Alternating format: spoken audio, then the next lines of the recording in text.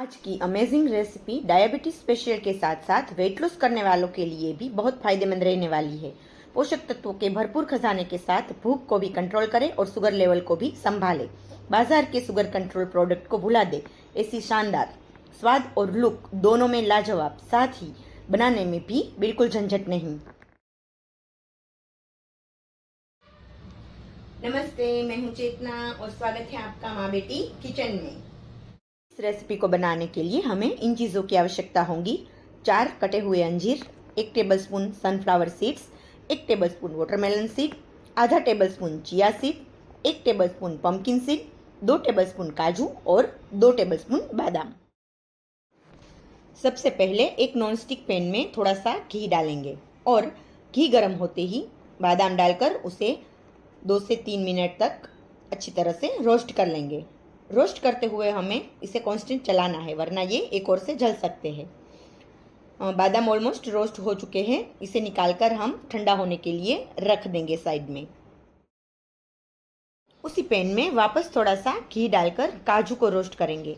काजू को सिर्फ 1-1.5 मिनट तक ही रोस्ट करना है, ये जल्दी रोस्ट हो जाते हैं। बस थोड़ा सा गोल्डन कलर आ जाए, इसे फ़ौरन निकाल लें। कढ़ाई में भी इसे ठंडा होने के लिए न रखें, क्योंकि एक और से ये काले पड़ सकते हैं।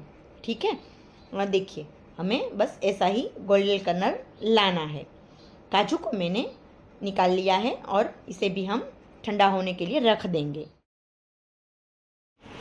वापस उसी पैन में सनफ्लावर सीड्स, वाटरमेलन सीड्स और पंपकिन सीड को रोस्ट करेंगे। यदि आपने रोस्टेड ही लिए हैं तो इस प्रोसेस को स्किप करें। ठीक है, ये सारे सीड्स के ढेर सारे हेल्थ बेनिफिट होते हैं। मैं डिटेल में बताने चाहूँगी तो घंटे लग जाएंगे, और सुबह सुबह इन्हें लेने पर तो ये हमारे शरीर के लिए संजीवनी बूटी से कम नहीं है।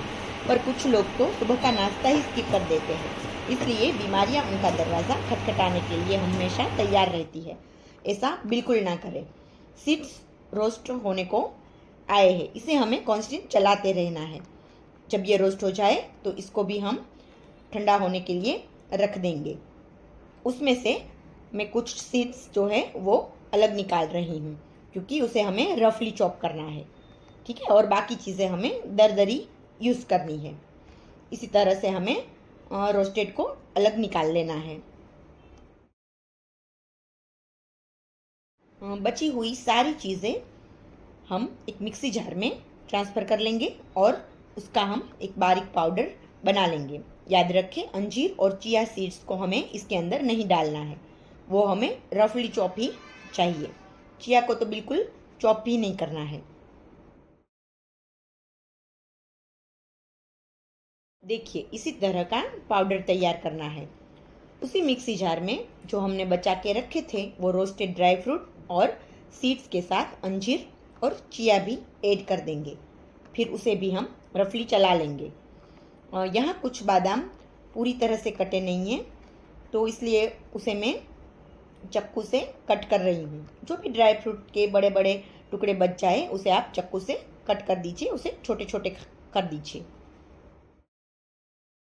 अब हम इस पाउडर को और रफली चॉप्ड ड्राई फ्रूट सबको अच्छी तरह से मिक्स कर देंगे, और उसके बाद हम उसमें डालेंगे 2 चुटकी नमक, 2 चुटकी काला नमक, 1 चुटकी काली मिर्च पाउडर और 2 चुटकी आमचूर पाउडर। इसको हम अच्छी तरह से मिक्स करके इसमें थोड़ा थोड़ा दूध मिलाएंगे और इसको एक कड़क डो जैसा बनाएंगे। याद रखें, दूध एक साथ नहीं डालना है, थोड़ा थोड़ा ही डालें। यहाँ मैंने 2 टेबलस्पून दूध लिया था, पर सिर्फ 1 टेबलस्पून दूध से ही काम हो गया है, इसलिए बाकी का बच गया है। देखिए आप कितना बचा है देख सकते हैं।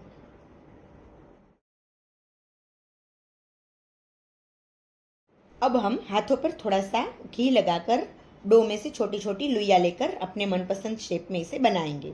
यहाँ मैं ओवल शेप बना रही हूँ।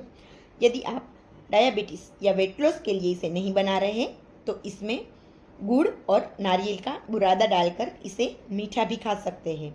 इसका टेस्ट भी बहुत बढ़िया लगता है। एक बार इसे भी ट्राई करके ज़रूर देखना।